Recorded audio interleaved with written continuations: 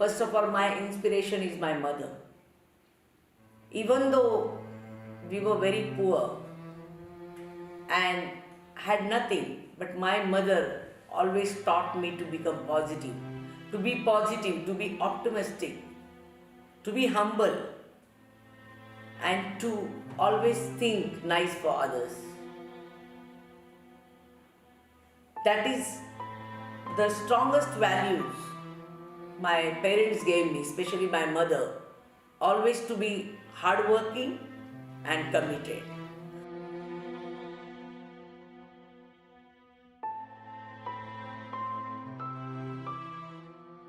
So what was that turning point in your life when you said enough is enough and now you shifted your whole attention to education and other things? My number was 11 in the family, and of course my father, what work he was doing, he could not earn more than 100 rupees per month, and my mother was also in domestic work, also working in agriculture. In that situation, it was so difficult for all of us to go in the school. I decided I will help myself by getting employed somewhere, and with that commitment, I started working in 2-3 houses initially in domestic work. तो जो लोगों ने मुझे काम दिया उन्होंने मुझे school जाने के लिए मौका दिया, इसलिए मैं पढ़ सकी। तो इसका मतलब जैसे आप कितने छोटे छोटे बच्चों के लिए फरिश्ता हैं, ऐसे ये लोग जिनके यहाँ आप काम करती थी वो भी आपके लिए एक तरह से फरिश्ते ही हुए। जरूर।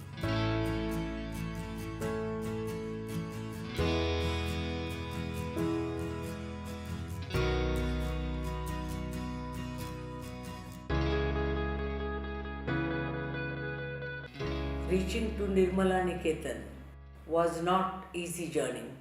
I did not know proper English. I was rejected in my interview. So out of 7 panel members, there was one woman, and during interview itself I found her very compassionate. So when I was rejected, I followed her up to her cabin and I sat for 2 hours. Later on she called me and I requested her, "Ma'am, please allow me to be here in this college to study social work." She said, "Let me think." She asked me to come after 2 days, and I had no place to go. I did not know anyone. I did not have place to stay. I was confused. I was scared. So from Nirmala Niketan College, I walked from Azad Maidan to Viti railway station, and I spent my 2 nights there, just waiting for the time and the day to come where I will be again interviewed by the principal. And then Monday evening at 7 o'clock, she again called me in the cabin and she said, "Yes, I would like to give you one opportunity. I would like to help you. I want to give you opportunity, but you have to be extremely organized and you have to see that you never let me down with your language."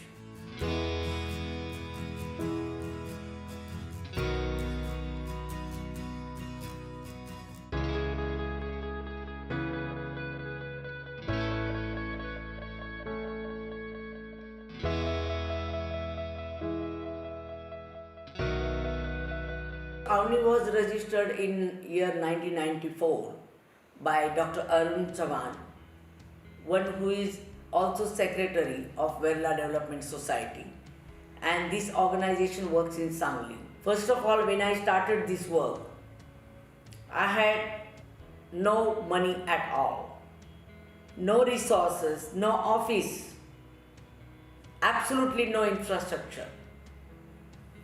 But I did not wait on single day. I had no vehicle, no access to any even public transport because Avni had no money. So I used to walk on the street. I used to go and meet different people. The survey of the child labours which we did, I walked hours and hours on the street. I walked to different villages, different slums. And meantime, when my daughter started growing up, I used to take my daughter along with me. Her milk bottle, her tiffin, everything. Till she became 6 years old, my daughter was always with me. तो 11 बच्चे थे जो एक wheat भट्टी पे काम कर रहे थे। मैंने पहले तो जो वीट भट्टी मालिक है उनके साथ काफ़ी संवाद किया कि ये बच्चे इधर काम करें, आप लोग ये बच्चों को स्कूल भेजें या हमारे इंस्टीट्यूशन में उनको डालें, हम उनको पढ़ा सकते हैं। जो एम्प्लॉयर है वो सब साथ में आए। वो मुझे बोले आप क्यों ये कर रही है? मैं बोली क्यों कर रही है, कॉन्स्टिट्यूशनल राइट है बच्चों का, स्कूल जाना उनका कॉन्स्टिट्यूशनल राइट है और अच्छा जीना उनका कॉन्स्टिट्यूशनल राइट है। और हमारी ऑर्गेनाइजेशन ये काम कर रही है, आप ये लोगों को, ये बच्चों को काम नहीं दे सकते।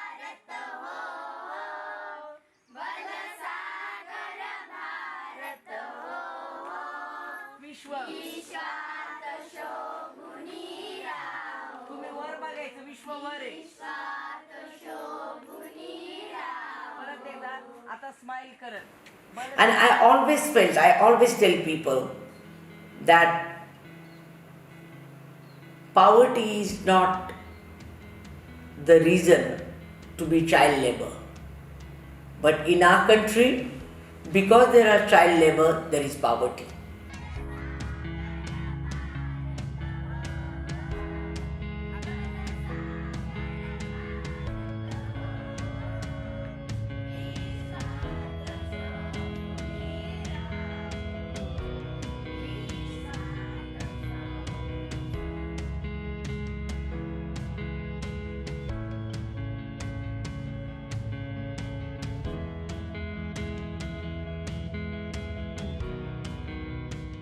I always felt what I suffered as a child, no child ever should suffer in this world. ये विश्व में ऐसा किसी को भूखा ना रहा पड़े।